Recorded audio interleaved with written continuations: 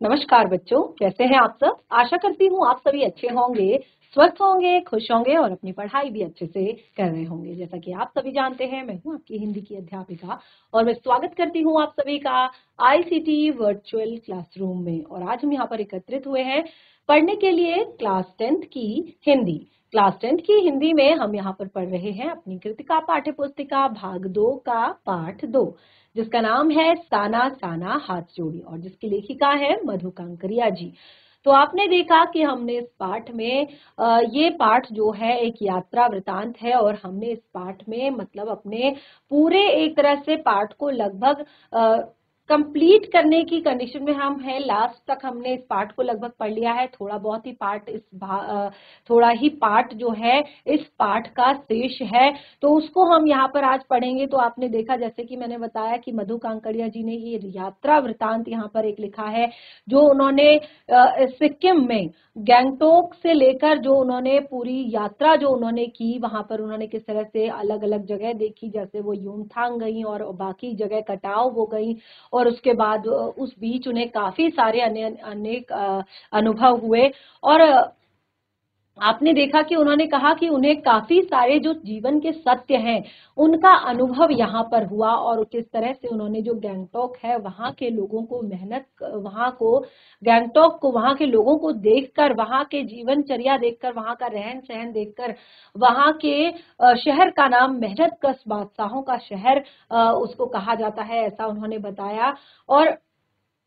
और भी उन्होंने बहुत सारी चीजें यहाँ पर बताई हैं कि किस तरह से यहाँ पर लोग जो है अपना जीवन व्यापन करते हैं, कैसे वो रहते हैं, और कैसे एक तरह से यहाँ पर पूरे पूरे इंतजाम जो है सरकार द्वारा भी किए जाते हैं पर्यटकों के लिए, यात्रियों के लिए।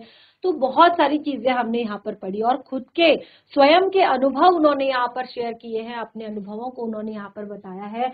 तो देखिए, जैसे सबसे पहले उन्होंने कहा कि जब वो गैंगटॉक पहुंचती है तभी उनके मन में इस तरह की जो वहां की खूबसूरती देखकर, वहां की सुंदरता को देखकर उनके मन में कुछ इस तरह की पंक्तियां आती हैं, साना साना हाथ जोड़ी गर्दहूं प्रार्थना। तो इस तरह से वो यहाँ से अपनी यात्रा की शुरुआत करती हैं और उसके बाद उनका परिचय देखिए हमने यहाँ पर पढ़ा। और फिर वो कहती हैं कि जब हिमालय के पास वो आती हैं, यानी कि हिमालय जब उन्हें नजर आता है तो एकाएक जो है उनके हाथ अपने आप जुड़ जाते हैं और एक प्रार्थना उनके मुख पर आ जाती है कि मेरे नगपति मेरे विशाल, मेरे नगपति मेरे विशाल, साकार दिव्य गौरव विराट, पौरुष के पुंज भूत ज्वाल, मेरी जननी के हिम किरीट, मेरे भारत के दिव्य भाल, मेरे नगपति मेरे विशाल। बहुत ही सुंदर ये रामधारी सिंह दिनकर जी की कविता उनके मुख पर आती है। और उसके बाद हिमालय द्वारा दिया गया संदेश वो हमें देती हैं। उसके बाद कंचनजंगा पर्वत के बारे में भी यहाँ पर डिस्कस किया है चैप्टर में। तो एक एक करके ये सारी चीजें हमने पढ़ ली हैं धीरे धीरे। गैंगटॉक के बारे में बताया है और उसके बाद गैंगटॉक की जो खूबसूरती है उसके विषय में बताया है और यहाँ के लोगों के बारे में बताया है। जैसे कि यहाँ का कि ये एक बहुत ही ज्यादा मनोरम, बहुत ही ज्यादा खूबसूरत जो है स्थल है और पर्यटन ही यहाँ की मुख्य आय है, मुख्य आय का स्रोत है। तो इस तरह से यहाँ पर उन्होंने फिर यूमथांग के विषय में बताया है और यूमथांग के 0 पॉइंट वो भी उन्होंने डिस्कस किया है। उसके बाद उन्होंने कटाव के बारे में यहाँ पर बताया है और कटाव को कहा है कि कटाव को भारत का स्विट्जरलैंड भी कहा जाता है। तो जब वो कटाव पहुंचती है तो देखिए उन्होंने यहाँ पर अपनी जो मित्र है, जो उनके साथ यात्रा कर रही हैं, सहयात्री जो है उनकी मणि, तो जब उन्होंने वहां पर फील किया, उन्होंने बताया कि ये बिल्कुल स्विट्जरलैंड लग रहा है। यानी कि उन्होंने कहा कि कटाव को भारत का स्विट्जरलैंड कहा जाता है। तो उनकी जो सहयात्री थी उन्होंने बिल्कुल एकदम से मना करते हुए कहा कि नहीं, ये तो स्विट्जरलैंड से भी ज्यादा खूबसूरत है, ये स्विट्जरलैंड से भी ज्यादा सुंदर है। तो इस तरह से कटाव के विषय में बताया है कि ये 15,000 फीट की ऊंचाई पर है और यहाँ की जो पहाड़ियां होती हैं वो बर्फ से ढकी होती हैं। और उसके बाद उन्होंने अपनी पूरी यात्रा के दौरान जो जो उन्हें अनुभव हुए हैं, आप देख सकते हैं किस तरह से उन्होंने यहाँ पर बताया कि ये यात्रा उनके लिए बेहद ही सुखद अनुभूति और एक बहुत ही अच्छा अनुभव उनके लिए रही थी। और सबसे मेन बात जो थी, जो भी चीज उन्होंने देखी वो प्रकृति से वहां पर जाकर जुड़ी, प्रकृति से कनेक्ट हुई। और प्रकृति में एक तरह से उन्होंने कहा कि ऐसा लग रहा था जो वहां के झरने हैं, वहां की जो नदियां हैं, बिल्कुल निर्मल, स्वच्छ, कल कल छल छल करती हुई, अपने ही आप में खोई हुई सी वो नदियां जो है बह रही थी। तो वो कहती हैं ऐसा लग रहा था उनमें पैर डालकर इतना सुकून का एहसास हो रहा था, ऐसा लग रहा था जैसे कि वो कहते हैं कि वो उस नदी में पांव डालकर जैसे भीतर से भीग गई हो, और अपने मन की वो कहती हैं कि मैंने वहां पर प्रार्थना की कि मेरे मन की जितनी भी तामसिकताएं हैं, मेरे मन की जितनी भी अनैतिक इच्छाएं हैं, वो सब, जितनी भी बुरी आदतें हैं, जितनी भी बुरी बातें हैं, वो सब इस जल की निर्मल धारा में बह जाएं। तो बहुत ही सुंदर तरीके से उन्होंने इस पाठ में अपनी पूरी यात्रा का वर्णन किया है। और देखिए उन्होंने प्रकृति के साथ खिलवाड़ के लिए भी यहाँ पर बहुत सारी बातें की है। जैसे उन्होंने बताया कि जो आज की भौतिकवादी पीढ़ी है वो अपनी आवश्यकताओं को पूरा करने के लिए क्या कर रही है, प्रकृति का निर्मम ढंग से दोहन कर रही है, एक तरह से निर्मम ढंग से प्रयोग कर रही है। क्योंकि मनुष्य जो है वो मनुष्य को प्रकृति जो है भरपूर देती है, लेकिन कभी भी बदले में कुछ नहीं मांगती। और यहाँ पर वृक्षों की अंधाधुंध कटाई, नदियों के जल का दुरुपयोग और भूमि पर बड़े बड़े औद्योगिक संस्थानों का निर्माण प्रकृति के संतुलन को बिगाड़ रहा है। और उसके बाद उन्होंने यहाँ पर बताया कि इस तरह से प्रकृति के संतुलन बिगाड़ने वालों को कड़ी से कड़ी सजा होनी चाहिए। अब देखिए जब वो लायुंग में रुकती हैं, यानी कि जो युमथांग पहुंचने से पहले जब वो लायुंग में रुक रही हैं, तो लायुंग के बारे में भी उन्होंने काफी सारी चीजें बताई हैं। उन्होंने बताया है कि लायुंग जो है वो 14,000 फीट की ऊंचाई पर है। और वहां पर उन्हें लगा था, देखिए ये चीजें उन्हें कैसे पता चली थी कि प्रकृति में जो हमारी प्रकृति है, जो हमारी पृथ्वी है, उसमें कितना ज्यादा पॉल्यूशन हो गया है। क्योंकि जब वो लायुंग पहुंची तो वो समुद्र तल से लगभग 14,000 फीट की ऊंचाई पर था। लायुंग जो है वो समुद्र तल से लगभग 14,000 ऊंचाई की फीट की ऊंचाई पर था। तो ऐसे में भी जब उन्हें वहां बर्फ नहीं मिली, तो वहां के जो स्थानीय लोग थे, यानी कि वो वहां पर रहने वाले जो लोग थे, उन लोगों ने वहां पर बताया कि इसका जो कारण है, इसका जो मुख्य कारण है कि इस टाइम पे भी जो यहाँ पर बर्फ नहीं मिल रही है, तो इसका मेन रीजन जो है वो है पॉल्यूशन, प्रदूषण जो है इसका मेन रीजन है। और उन्होंने कहा कि इसी कारण जो है प्रकृति का संतुलन बिगड़ रहा है। वायु प्रदूषण, जल प्रदूषण, ध्वनि प्रदूषण ने मिलकर मनुष्य और प्रकृति को विकलांग बना दिया है। प्रदूषण से मानव के स्वास्थ्य पर भी बुरा असर पड़ता है। तो लेखिका के अनुसार कटाव में किसी दुकान का ना होना उसके लिए वरदान है।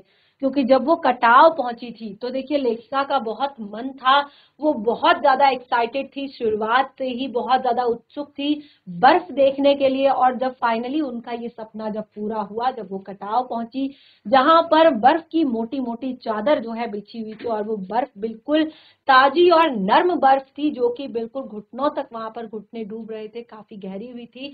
तो इस तरह से जो ये चीज उन्हें कब पता चली, उनको जब बर्फ में कूदना था लेकिन उनके पास बूट्स नहीं थे, जो बर्फ में जाने वाले बड़े बड़े जूते होते हैं ना, प्लास्टिक वाले बूट्स, वो उनके पास नहीं थे। और उनको उस टाइम पे लग रहा था, शुरुआत से वो घर से ये सोच के गई थी कि अगर वहीं आसपास कोई दुकान होगी तो वो उसे जरूर खरीद लेंगी।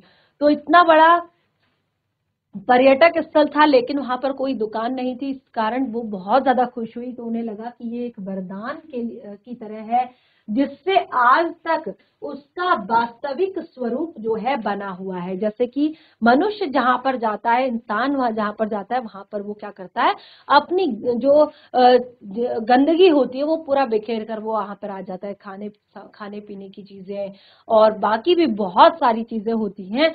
तो इसलिए क्योंकि अगर वो एक तरह से फिक्स ही होता कि वो एक पर्यटन स्थल है, तो वहां पर अब तक कब की कितनी सारी दुकानें बन गई होती या बहुत सारी चीजें ऐसी होती और जिससे क्या होता, बहुत ज्यादा गंदगी होती। और लेकिन इसी कारण जो है वहां पर उसका वास्तविक स्वरूप भी बना हुआ है। प्रदूषण के स्रोत फॉल में कमी आई है और प्राकृतिक सुंदरता बनाए रखने के लिए लोगों को संबंधित जागरूकता देनी होगी। यानी कि जो प्रकृति की सुंदरता को बनाए रखने के लिए, अगर आपको प्रकृति की सुंदरता को बनाए रखना है तो पर्यावरण के प्रति, प्रदूषण के प्रति लोगों को जानकारी देनी होगी, लोगों के अंदर जागरूकता रखनी होगी और जो भी प्रकृति से संबंधित नियम जो बनाए गए हैं उनका दृढ़ता से पालन करना होगा। तो इस तरह से उन्होंने यहाँ पर बताया।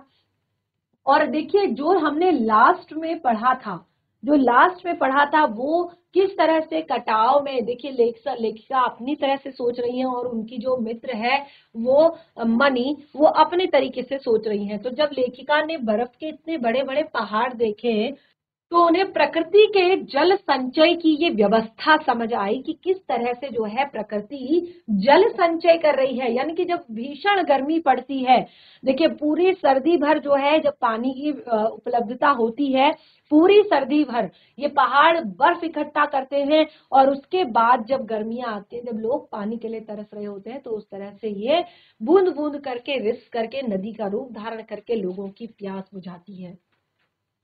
तो उन्होंने यहाँ पर देखा कि प्रकृति के जल संचय का ये एक अनोखा ढंग है, एक अनोखा तरीका है कि क्योंकि प्रकृति हमें सब कुछ देती है बिना कुछ लिए, बिना किसी स्वार्थ के। यानी कि देखिए आज के टाइम में अगर हम किसी से छोटा सा भी काम करवाएं तो उसमें उस व्यक्ति का भी कुछ ना कुछ स्वार्थ जो है निहित होता है, तभी वो उस काम को करता है। तो यहाँ प्रकृति जो है, यानी कि जिसमें हम रह रहे हैं, जिसमें हम खा रहे हैं, जिसमें हम पी रहे हैं, जिसमें हम सो रहे हैं, जिसको हम गंदा कर रहे हैं, तो उस प्रकृति में भाव क्या हमेशा निस्वार्थ का है। यानी कि वो हमेशा निस्वार्थ भाव से आपको पानी, आपको जल, आपको फल फूल, अनाज, राशन, बाकी सब्जियां, सब कुछ वो देती है। तो इस तरह से वो कहती है सर्दियों में पानी पीने के लिए पानी बर्फ जो है के रूप में जम जाता है, यानी कि हिमशिलाओं के रूप में जम जाता है। गर्मियां आने पर ये पानी, जो पानी की ये बर्फ की जो शिलाएं होती हैं, ये क्या करती हैं, पिघल जाती हैं और जलधार बन जाती हैं। गर्मियों में ये बर्फ की शिलाएं क्या है, बड़े बड़े जो बर्फ के पत्थर, बड़े बड़े जो बर्फ के पहाड़ बन जाते हैं ये गर्मियों में पिघल जाते हैं और क्या होता है, धीरे धीरे रिसकर जलधार बन जाते हैं, आप देख सकते हैं। ठीक है, तो इस तरह से यह पानी लोगों की प्यास बुझाता है और उनकी दैनिक आवश्यकताओं को पूरा करता है। क्योंकि गर्मियों में जो है ज्यादातर जो तालाब होते हैं, पौंड होते हैं, नदियां होती हैं छोटी मोटी, वो सूख जाती हैं और इस तरह से जो पहाड़ों पर से निरंतर पानी जो है रिसकर आता रहता है, वो जल का मुख्य स्रोत बन जाता है। यानी कि चाहे आपको खाने पीने के लिए हो, चाहे वो आपको अन्य जो काम है, दैनिक आवश्यक काम जो है जल से रिलेटेड, पानी से रिलेटेड, वो आपके पूरे हो जाते हैं। तो इस तरह से जो लास्ट सेशन में हम ज्यादातर पढ़ रहे थे वो हमने यहाँ पर पढ़ा था कि प्रकृति के जल संचय की व्यवस्था किस प्रकार है। और यहाँ पे देखिए सिक्किम के जीवन के बारे में बताया है कि सिक्किम एक पहाड़ी इलाका है, यहाँ का जीवन सरल नहीं है, यहाँ की प्राकृतिक सुंदरता अवर्णनीय है, यहाँ हर जगह जगह पर स्कूल नहीं होते, घाटियों की तराई पर, यानी कि जो घाटियां हैं उनकी भी तराई पर जो है, तराई यानी कि मैदानी क्षेत्रों में भी उनकी स्कूल होते हैं और वो भी लगभग 1 या 2। जो बच्चे होते हैं वो लगभग 3 से 4 किलोमीटर की चढ़ाई चढ़कर स्कूल पढ़ने जाते हैं। अब देखिए बच्चे जाते तो हैं लेकिन कई बार ऐसा हो जाता है, बारिश हो जाती है, धूप हो जाती है या नदी आ जाती है या भूस्खलन हो जाता है, इस कारण वो इतने लंबे रास्ते पर नहीं जा पाते, डेली नहीं जा पाते।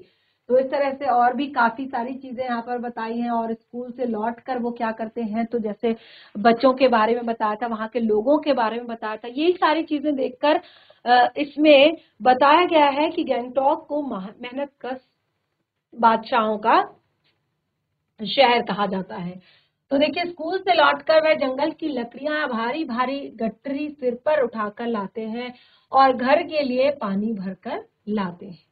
सिक्किम के लोगों की जीविका का साधन आलू, धान की खेती और शराब का व्यापार है। जो सिक्किम की जनता है, सिक्किम के लोग हैं, क्योंकि हमने कहा वहां पर जो जनता है वो पूर्ण रूप से पर्यटकों पर निर्भर है। पर्यटक जितने वहां पर आएंगे वही उनके जीविका का, वही उनके आय का साधन है। तो इस तरह से वो कहती हैं कि बाकी जो छोटी मोटी चीजें हैं, जैसे सिक्किम के लोगों की जीविका का साधन जो होते हैं, या फिर जैसे यहाँ पर बताया कि घर के लिए एक तरह से भी पानी भी भरकर लाते। तो जैसे मैंने यहाँ पर बताया कि सारी चीजें जो हम यहाँ पर पढ़ रहे हैं, वो रियल में इन सब चीजों को झेलते हैं, वो इन सब चीजों को एक तरह से वो आत्मसात करते हैं। सिक्किम की प्रकृति जितनी निर्मल और सुंदर है, वहां की भौगोलिक स्थिति और जनजीवन उतना ही कठिन है। जितनी खूबसूरत, जितनी सुंदरता यहाँ पर लग रही है, उसके हिसाब से वहां का जो जनजीवन है वो और भी बहुत ज्यादा, यानी कि क्या है, अस्त व्यस्त है, बहुत ज्यादा एक तरह से इस तरह का नहीं है। तो देखिए काफी सारी चीजें हमने इसमें पढ़ ली। अब हम चैप्टर में जितनी चीजें हमारी शेष हैं उनको आगे कंटिन्यू करेंगे। तो देखिए इस तरह से लेखिका कहती हैं कि जो बर्फ की शिलाएं हैं वो धीरे धीरे पिघल कर आधार, एक तरह से आपने देखा होगा, ये जो हम यहाँ पर पढ़ रहे हैं, ठीक है, ये हमारी पाठ्य पुस्तिका से हम पढ़ रहे हैं, और इससे पहले जो हम पढ़ रहे थे वो हम अपनी प्रेजेंटेशन से यहाँ पर पढ़ रहे थे। क्योंकि देखिए पाठ्य पुस्तिका से पढ़ने का एक मेन रीजन है कि आपको कोई भी वर्ड नहीं छूटेगा, कोई भी शब्द आपका नहीं छूटेगा, और एक एक शब्द आपको आएगा, आप अच्छे से समझेंगे। और चैप्टर रीडिंग से ये लाभ होता है कि अगर आपको पाठ में कोई भी शब्द ऐसा आता है या कोई भी आपको क्वेश्चन आंसर प्रश्नोत्तर ऐसे आते हैं, तो फिर आपको उसमें कोई भी दिक्कत या परेशानी नहीं होगी, क्योंकि आपने चैप्टर को बहुत अच्छे से पढ़ा है। ठीक है, तो यहाँ पर वो कहती हैं कि जलधार बन गए हम, बनकर हमारे सूखे कंठों को तरावत पहुंचाती है। कितनी अद्भुत व्यवस्था है ये जल संचय की। तो वो कहती हैं कि किस तरह से ये हमारी प्यास बुझाती है, और कैसे ये बहुत ही सुंदर, बहुत ही अद्भुत संरचना है एक तरह से पानी को बचाने की। तो देखिए आगे कहती है, मणि ने अभिभूत होकर, अब देखिए जब मणि को ये सारी चीज समझ में आई, तो मणि ने अभिभूत होकर माथा नवाया। माथा नवाया क्या होता है? आशीर्वाद लेना। जब हम प्रणाम करते हैं ना इस तरह से, तो हम माथा झुकाते हैं। प्रणाम करते वक्त क्या करते हैं? माथा नवाया, माथा झुका कर क्या किया? प्रणाम किया। तो मणि ने अभिभूत होकर, अभिभूत यानी कि उस खूबसूरती से, उस सुंदरता से अभिभूत होकर उन्होंने माथा नवाया और कहा, जाने कितना ऋण है इन हम पर, इन नदियों का, हिम शिखरों का, संसार कितना सुंदर। स्वप्न जैसे स्वप्न जागते उन लम्हों में मैंने सोचा, पर तभी उदासी की एक झीनी सी परत मुझ पर छा गई। क्योंकि बादलों की तरह पत्थर तोड़ती उन पहाड़ियों का ख्याल भी आ गया। तो लेखिका कहती है कि मणि ने बिल्कुल अपना सर नवाया, सर झुकाया उसके सामने, क्योंकि वो कहती है कि कितना ऋण है हम पर इन नदियों का, यानी कि इन नदियों का हम पर कितना ऋण है, कितने कर्जदार हैं हम प्रकृति के। प्रकृति हमें देती है बहुत सारी चीजें, लेकिन हम उसका सदुपयोग नहीं कर पाते हैं। तो वो कहती हैं कि कितना ऋण है हम पर इन नदियों का, हिम शिखरों का, संसार कितना सुंदर है। स्वप्न जगाते उन लम्हों में मैंने सोचा, पर तभी उदासी की एक झीनी सी परत मुझ पर आ गई।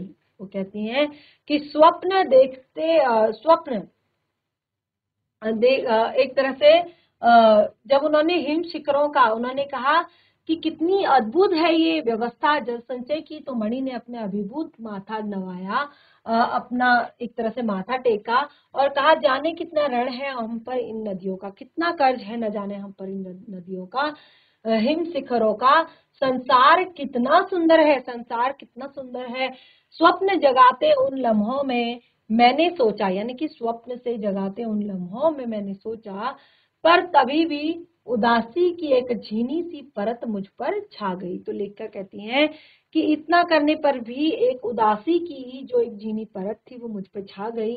उड़ते बादलों की तरह पत्थर तोड़ती उन पहाड़ों का ख्याल आ गया। वो कहती है जिस तरह से बादल उड़ रहे थे, तो उन बादलों को देखकर उन पहाड़ों की याद आ गई, और वो कहती है आत्मा की अनंत परतों को छिलता हुआ। जब आत्मा की अनंत परतें छिलती हैं, जब आत्मा में एक तरह से कुछ बात हो, कोई बात हो, उसको हमने बताना हो, तो आत्मा की अनंत परतों को छिलता हुआ हमारा सफर थोड़ी दूर आगे बढ़ा। तो वो कहती हैं कि इससे हमारा एक तरह से दल है वो थोड़ा सा और आगे बढ़ा।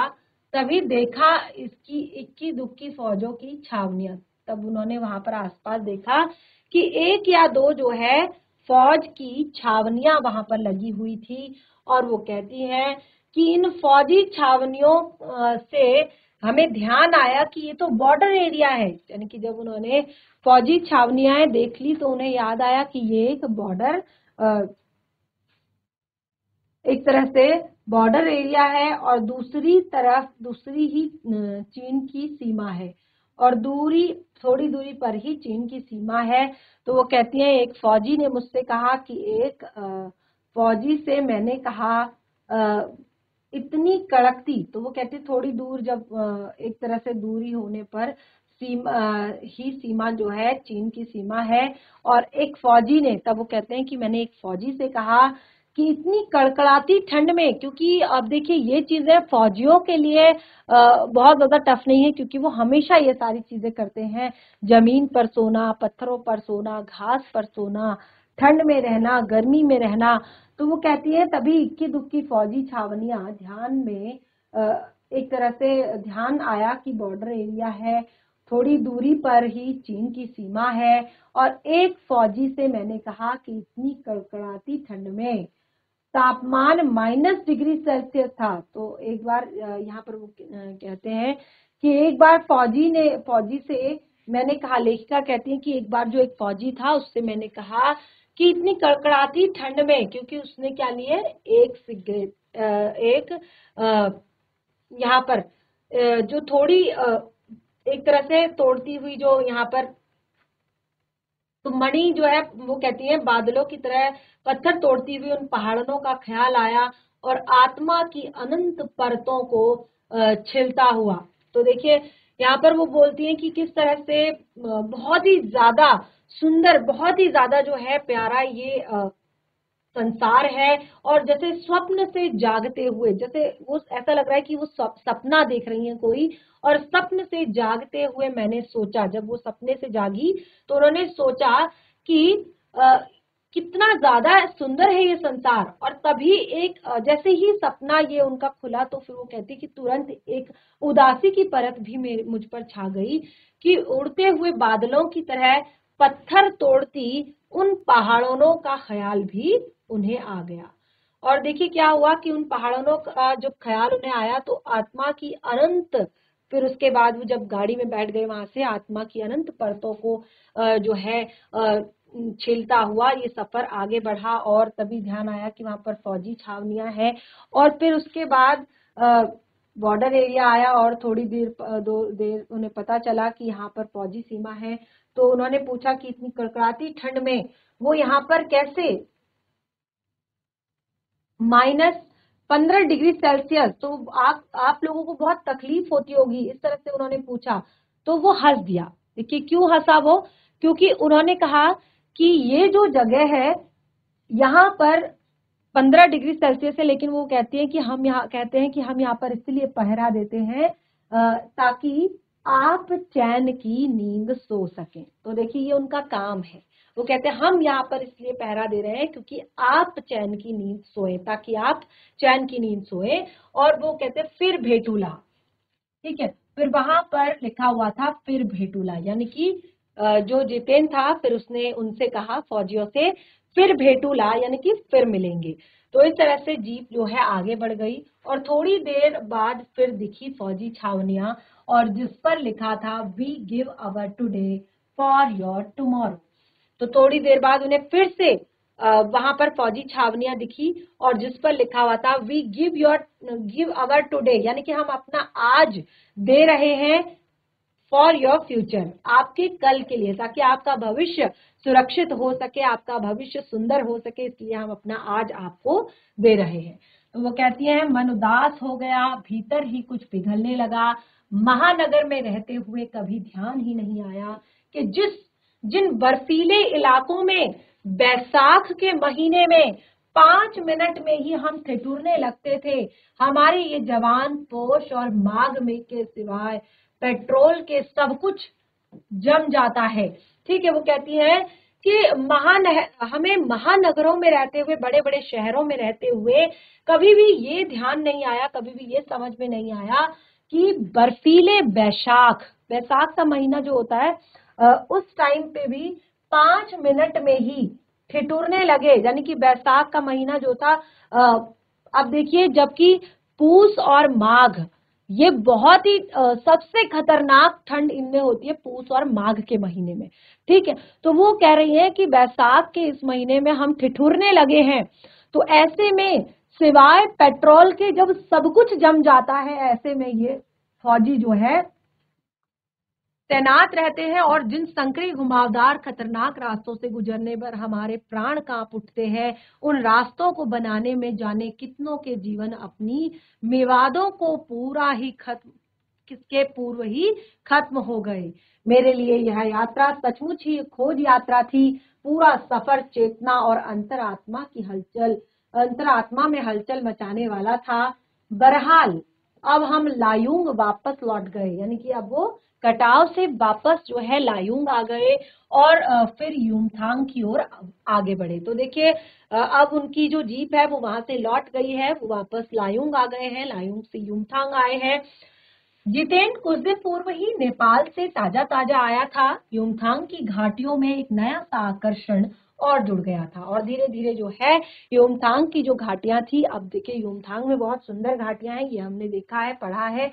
तो कहते हैं कि युमथांग की घाटियों में एक नया आकर्षण और जुड़ गया, ढेरों ढेर प्रयुक्ता और रेडोडेट्रो के फूल। जितेंद्र बताने लगा कि 15 दिनों में ही देखिएगा पूरी घाटी फूलों से इस कदर भर जाएगी, लगेगा फूलों की सेज रखी हो। यह रास्ते अपेक्षाकृत चौड़े थे, इस कारण खतरों का एहसास कम था। इन घाटियों पर कई बंदर भी दिखे, कुछ अकेले तो कुछ अपने बाल बच्चों के साथ। बहरहाल घाटियां, वादियां, पहाड़ों और बादलों की आंख मिचोली दिखती। पहाड़ी कबूतरों की उड़ाती हमारी जीप युमथांग पहुंची तो हम थोड़े से निराश हुए। बर्फ से ढके कटाव और हिम शिखरों को देखने के बाद अब युमथांग थोड़ा सा फीका लग रहा था। जब वो वापस युमथांग पहुंचे तो अभी तक उन्होंने बहुत ही ज्यादा खूबसूरती देखी थी, बहुत ही ज्यादा सुंदरता देखी थी, बर्फ से ढके हुए पहाड़ देखे थे, हरियाली देखी थी, नदी देखी थी, झरने देखे थे। अब उन्हें युमथांग थोड़ा सा फीका लग रहा था और वो कहती है कि यहाँ पर आकर एहसास हुआ कि मंजिल से कहीं ज्यादा रोमांचक होता है मंजिल तक का सफर। यानी कि वो कहती है मंजिल से ज्यादा अच्छा, मंजिल से ज्यादा रोमांचक, मंजिल से ज्यादा खूबसूरत होता है मंजिल तक का सफर। बहरहाल युमथांग में चिप्स बेचती एक सिक्किमी युवती से मैंने पूछा कि क्या तुम सिक्किमी हो। अब देखिए यहाँ पर एक बहुत बड़ा एक सुंदर उन्होंने बात यहाँ पर बताई है अपनी यात्रा से जुड़ी हुई। वो कहती है कि युमथांग में चिप्स बेचती हुई एक छोटी सी लड़की से जब उन्होंने पूछा, एक सिक्किमी युवती से जब उन्होंने पूछा कि क्या तुम सिक्किमी हो, तो उसने क्या आंसर दिया, देखिए क्या उत्तर दिया, नहीं मैं इंडियन हूँ, उसने जवाब दिया। तो वो कहती हैं सुनकर बहुत अच्छा लगा, सिक्किम के लोग भारत में मिलकर बहुत खुश हैं। जब सिक्किम स्वतंत्र रजवाड़ा था तब टूरिस्ट उद्योग इतना फला फूला नहीं था।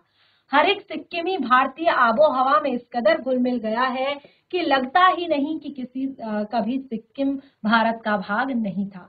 वो कहती हैं जीप में बैठने को हुए और एक पहाड़ी कुत्ते ने रास्ता काट लिया। मणि ने बताया कि ये पहाड़ी कुत्ते हैं, ये भौंकते नहीं हैं, ये सिर्फ चांदनी रात में ही भौंकते हैं। तो इस तरह से देखिए यहाँ पर हमने जो पूरा का पूरा अपना चैप्टर है उसको हमने काफी अच्छे से यहाँ पर पढ़ लिया और लगभग जो है अब लेखिका की जो यात्रा है वो भी एक तरह से कंप्लीट होने को है और उन्होंने अपने जितने भी अनुभव थे वो उन्होंने यहाँ पर अपने शेयर किए हैं। तो देखिए आगे क्या कहती है, वो कहती क्या जो उन्हें विश्वास नहीं हुआ कि क्या ऐसा भी होता है।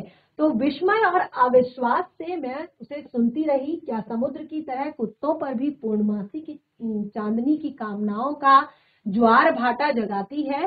खैर, लौटती यात्रा में जीप में भी जितेन हमें रकम रकम की जानकारियां, रकम पहले भी बताया था, यानी कि तरह तरह की जानकारियां जो है दे रहा था।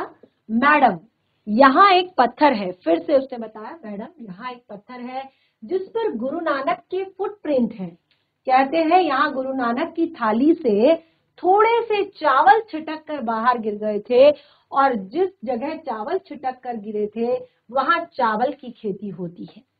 करीब 3-4 किलोमीटर बाद ही उसने फिर उंगली दिखाई। मैडम, इसे खेदुम कहते हैं और यह पूरा लगभग 1 किलोमीटर का एरिया है। यहाँ देवी देवताओं का निवास होता है। जो यहाँ गंदगी फैलाएगा वह मर जाएगा। तो लेखिका उनसे पूछती है कि क्या तुम कभी यहाँ पर गंदगी नहीं फैलाते? उसने जीभ निकालते हुए कहा, नहीं मैडम, पहाड़, नदी, झरने, हम इनकी पूजा करते हैं। इन्हें गंदा करेंगे तो हम मर जाएंगे। तो देखिए, जो पहाड़ के लोग होते हैं, जो पहाड़ों पर रहते हैं, क्योंकि उनकी एक तरह से सारे जीविका के जो साधन है, या देखा जाए तो सब कुछ उन्हीं से जुड़ा हुआ है, नदियों से, पहाड़ों से, झरनों से, खेत खलिहानों से। तो वो कहते हैं कि अगर हम इन्हें गंदा करेंगे, अगर हम इन्हें खराब करेंगे, इन्हें पॉल्यूट करेंगे, तो हमें क्या होगा? पाप लगेगा। हम इनकी पूजा करते हैं, हम नदियों की भी पूजा करते हैं, हम झरने की भी पूजा करते हैं, हम पहाड़ की भी पूजा करते हैं, हम अपनी भूमि की भी पूजा करते हैं। तो इस तरह से वो कहती हैं कि उन्होंने कहा कि तभी इतना गैंगटॉक इतना सुंदर है। गैंगटॉक ही नहीं मैम, गैंगटॉक नहीं मैम, गंतोक कहिए, इसका असली नाम गंतोक है। देखिए, हम जब इंग्लिश में पढ़ते तो थोड़ा सा उच्चारण जो है अलग हो जाता है, तो वो उसको हिंदी में कह रही है गैंगटॉक, तो वो कह रहा है कि नहीं, गैंगटॉक नहीं, गंतोक कहिए, इसका नाम गंतोक है। असली नाम गंतोक है और गंतोक का अर्थ होता है पहाड़। क्या बताता है वो कहता है गैंगटॉक मत कहिए, असली नाम गंतोक है और गंतोक का असली अर्थ होता है पहाड़। तो वो कहती है कि मैं फिर से कुछ पूछती कि वो फिर से चालू हो गया। मैडम, युमथांग से भी पहले टूरिस्ट स्पॉट नहीं था, युमथांग भी पहले टूरिस्ट स्पॉट नहीं था। यह तो सिक्किम जब भारत में मिला तो उसके भी कई वर्षों बाद भारतीय आर्मियों के कप्तान शेखर दत्ता के दिमाग में आया कि सिर्फ यहाँ फौजियों को रखकर क्या होगा, घाटियों के बीच रास्ते निकालकर इसे टूरिस्ट स्पॉट बनाया जाए। और आप देखिए, आज भी रास्ते बन रहे हैं। तो इस तरह से उन्होंने युमथांग के बारे में भी बताया कि युमथांग भी पहले टूरिस्ट स्पॉट नहीं था, और जब यहाँ पर जो भारत के आर्मी के कप्तान थे शेखर दत्ता, उनके दिमाग में ये चीज आई कि रास्ते बन रहे हैं तो इन्हें और अच्छे से चौड़ा किया जाए, अच्छा बनाया जाए और इसको टूरिस्ट स्पॉट बनाया जाए। हाँ, रास्ते अभी भी बन रहे हैं, नए नए स्थानों की खोज अभी भी जारी है। शायद मनुष्य की इसी असमाप्त खोज का नाम सौंदर्य है। असमाप्त खोज, यानी कि जो कभी समाप्त नहीं होती, इसी का नाम सौंदर्य, इसी का नाम खूबसूरती है। क्योंकि जो भी कुछ नया खोज होगा वो सुंदर निकल कर आएगा और खूबसूरत निकल कर आएगा। तो वो कहती हैं, ये मैं मन ही मन कहती हूँ, और जीप आगे बढ़ने लगती है। तो इस तरह से आज लगभग 5 से 6 सेशंस के बाद हमारा ये चैप्टर यहाँ पर पूरी तरह से कंप्लीट होता है, जिसका नाम है साना साना हाथ जोड़ी, जिसकी लेखिका है मधु कांकरिया जी। और देखिए, पूरा का पूरा जो पाठ है ये आपको एक अलग ही अनुभव कराता है। इस चैप्टर को अगर आप पढ़ते हैं तो आप एक अलग ही लेवल पर होते हैं, क्योंकि इतना ज्यादा रिफ्रेशिंग, इतना ज्यादा इंटरेस्टिंग, इतना ज्यादा ज्ञानवर्धक ये चैप्टर हमारा है कि इसको आप एक बार घर पर जरूर पढ़ें, रिवाइज करें। पाठ यहाँ पर कंप्लीट हो गया है, लेकिन पाठ से जुड़े हुए प्रश्न उत्तर अभी शेष हैं, जिन्हें हम कंटिन्यू करेंगे अपने नेक्स्ट सेशन में। तब तक के लिए धन्यवाद। आपका दिन शुभ हो।